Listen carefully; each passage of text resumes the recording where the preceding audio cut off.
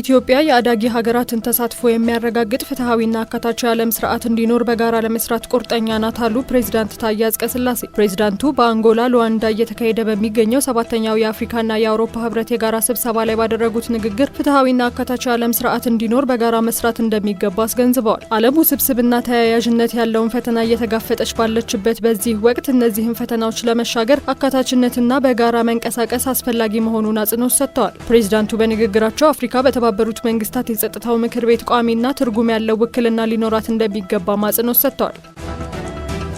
ኢትዮጵያ ዲጂታል ክህሎትን በመገንባት ተወዳዳሪነትን እየፈጠረች ነው አሉ የተባበሩት መንግስታት የልማት ፕሮግራም ዩኤንዲፒ የኢትዮጵያ ተወካይ ሳሙኤል ዶ። የኢትዮጵያ ጉዞ ወደ አፍሪካ ነጻ የንግድ ቀጠና ትግበራ በሚል መሪ ሀሳብ የተዘጋጀው የውይይት መድረክ ላይ ሀሳባቸውን ያጋሩት ሳሙኤል ዶ ኢትዮጵያ ደንቦችን በማጣጣም የአነስተኛ የንግድ ተቋማትን ተሳትፎ በማሳደግ ተወዳዳሪነትን እየፈጠረች መሆኑን እወቁ ብለዋል።